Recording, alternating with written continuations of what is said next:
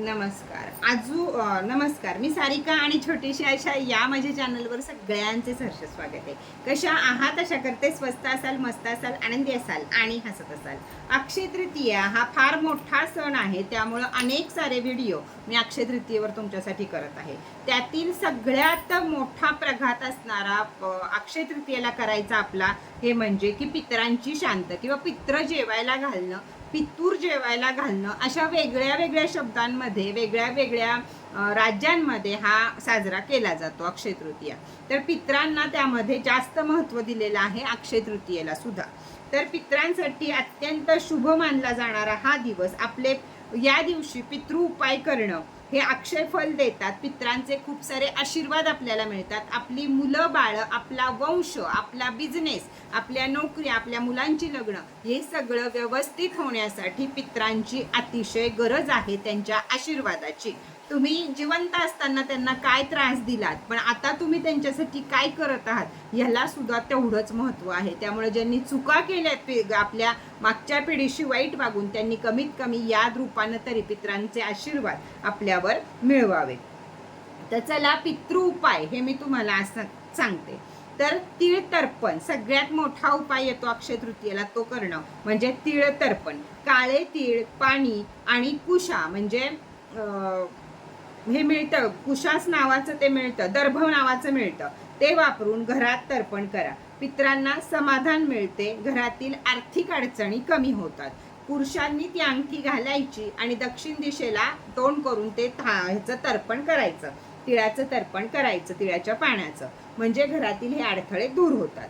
पितरांसाठी दीपदान करणे हे सुद्धा खूप महत्त्वाचं आहे. तर अक्षय तृतीयेच्या दिवशी सायंकाळी दक्षिणेकडे तोंड करून तुपाच्या वातीचा दिवा लावावा. दक्षिण दिशा म्हणजे पितृलोक, हा दिवा अत्यंत प्रभावशाली मानला जातो. आता हा दिवा लावताना मातीचा दिवा लावावा, म्हणजे तो पितरांपर्यंत पोहोचतो. मातीचा दिवा लावावा. सकाळी परत तुम्ही स्वच्छ धुवून तो दिवा आपल्या घरामध्ये घेऊ शकता. अन्यथा तुम्हाला वाटत असेल तर तो दिवा तुम्ही विसर्जित सुद्धा करू शकता, पण पितरांचं नाव घेऊन संध्याकाळच्या वेळी तो दिवा जरूर लावावा. पितरांना स्वादिष्ट जेवण, सात्विक जेवण अर्पण करावं. आता शुद्ध साजूक तुपातला साखर, दूध, भात, पाणी हे सगळ्यात महत्त्वाचं असतं. तर या प्रकारे त्यांना दान करावं. आता आपल्याकडे काय प्रकार आहे की आपण पित्र जेवायला घालतो किंवा ब्राह्मणांना शिधा देतो. मग यापैकी काही ना काहीतरी जरूर करावं. आजकाल आपल्याकडे एवढा वेळ नाहीये की घरी 2 माणसं आपल्या जेवायला येतील, आपण त्यांच्यासाठी खीरपुरीचा किंवा पुरणाच्या पोळीचा नैवेद्य करू आणि त्यांना जेवायला घालू. तर आपण वृद्धाश्रम, अनाथाश्रम अशा ठिकाणी, वृद्धाश्रम सगळ्यात महत्त्वाचे, कारण तिथं म्हातारी माणसं असतात. मग त्यांच्या जेवणाचा खर्च, त्यांच्या औषधाचा खर्च, काही ना काही आपल्या परिस्थितीनुसार जो खर्च आपल्याला उचलायला येईल तो उचलावा. अनेक असे छान छान आश्रम आहेत की तिथं आपण दान करू शकतो. आणि ज्यांची परिस्थिती आहे, ज्यांच्याकडे वेळ आहे, त्या लोकांनी घरामध्ये 2 माणसं जेवायला घातली तरी चालतात, किंवा कोणत्याही दृष्टीनं अन्नदान तुम्ही त्या दिवशी करू शकता. जे त्या दिवशी आपण अन्नदान करतो ते आपल्या पितरांपर्यंत पोहोचतं. पित्र खुश होतात आणि आपल्या पुढच्या वंशाला आणि आपल्याला आशीर्वाद देतात. त्यामुळं आपल्या घाटा होत नाही. आपल्या मुलांचे लग्न, शिक्षण, नोकऱ्या यात अडथळे येत नाहीत. मुलांना मुलं होणं, मुलांची लग्न न ठरणं हे फार मोठे पितृदोष असतात. तर हे घडत नाही. पितरांची आनंद किंवा आशीर्वाद आपल्याला मिळतात. त्यामुळं अक्षय तृतीयेला अन्नदान कुठं ना कुठं आपल्या पितरांच्या नावानं जरूर करावं. त्याचप्रमाणे ब्राह्मण, वृद्ध व्यक्ती यांना शिधा तरी द्यावा. आता तुम्हाला यातलं काही नाही जमलं, पण तुम्हाला ब्राह्मण माहिती आहेत किंवा देवळामध्ये एखाद्या शिधा द्यावा, ब्राह्मणांना शिधा द्यावा. हे काम केलं तरी सुद्धा ते पितरांपर्यंत पोहोचलं जातं. ते दान थेट म्हणजे ब्राह्मणांना दिलेलं दान हे थेट पितरांपर्यंत पोहोचलं जातं, अशी मान्यता आहे. त्यामुळं अक्षय तृतीयेच्या दिवशी केलेलं दान हे पितरांसाठी अत्यंत शुभ मानलं जातं. आपल्या घरातील पितरांचा फोटो त्या दिवशी तुम्ही ठेवून टाकला असेल तर बाहेर काढा, स्वच्छ गंगाजलानं पुसा, त्यांचा हळदी कुंकू, चंदन, बुक्का जे काही तुम्ही लावत असाल त्यांना ते लावा. पांढऱ्या फुलांची माळ त्यांना घाला.